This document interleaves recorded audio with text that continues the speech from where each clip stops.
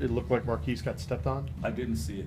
I did not see it. But the way he came off the court, he's come off the court twice this year that way. This time and then in an earlier game we had where they did not call a flagrant. When we watched the film, it was obvious the guy stepped on his head, so I kind of believed it.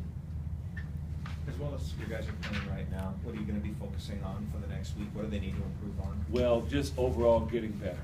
They still had 17 offensive rebounds. We still have to do a better job of boxing out.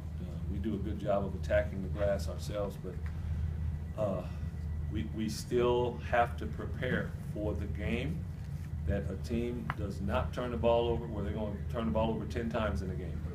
And offensively, we're just not going to be able to get easy baskets. We're going to have to get that ball reversed. We still have to prepare for that for when that day comes, and it's going to come. And those are the things we have to continue to get better at.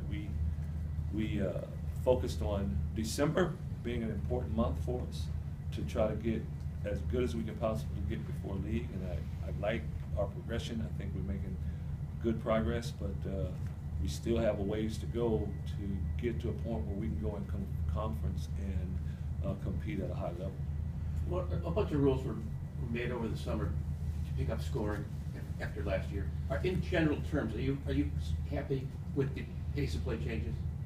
The only thing, and it seems like they've loosened up a little bit with the foul calling. I think there's a combination of we're kind of getting used to it.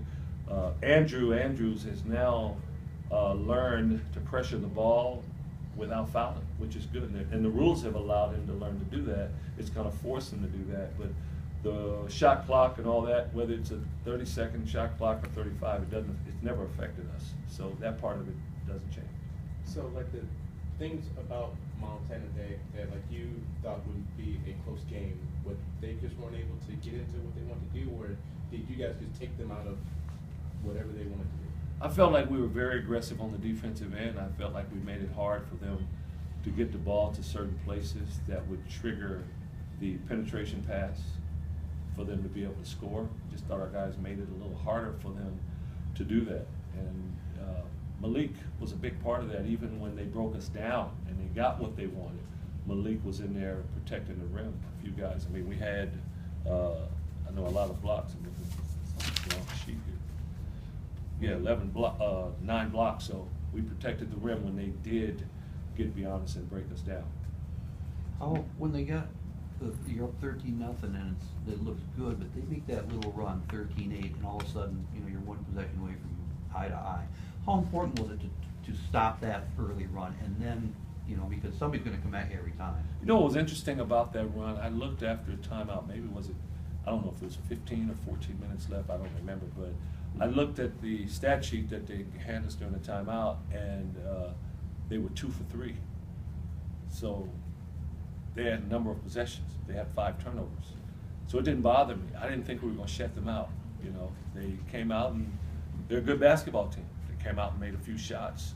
So it didn't bother me. I didn't think, oh, now we've blown it. We bared down and began to sit down and play good defense after that. Coach, Malik had 5 blocks, 18 minutes, and he affected a lot of other ones. Is he carving out a little bit different niche for you? Because he sure looks like he's tough to take off the floor at times. Yeah, I'm not trying to say I told you so. But in I don't know, go back and look at your summer notes. What about Malik Dunn? He blocked shots. That's why we recruited him, because we knew he could protect the rim. We knew that he could finish around the rim. The things that he's doing are no surprise. If he was averaging 1 block a game, we'd be saying, what's wrong with Malik? That's not the guy we recruited. That's not the guy we thought we were bringing in. What he's doing is, that's what we recruited him for. So that was the niche when he decided to come with us, that he assumed that he was going to be a shot blocker. But I think Malik can do more things than that. I think he can score more for us as well. In hindsight, with the way Montana played against Gonzaga, did your guys maybe take it as motivation, as a way of comparison? Oh, I'm sure maybe that had something to do with it. I'm hoping we can get to a point where the reason we play good is because we have a game. That's what I'd like to see, where it doesn't matter what the opponent did or didn't do. We go out there and we're business-like, workman-like, and whether the team won by 10 or lost by 10 that we're playing against, we're motivated by being the best that we can be. I would hope that would happen. But whatever it takes for our guys to be motivated, if that's what it took, great. How do you get Marquise to the point to where he's not having these sort of surges, these 30 points and then 6 and then and have a more consistent? Just play more games. You know, Percy, with him, it's just going to be the more he plays, the more consistent he's going to get. It's just that simple.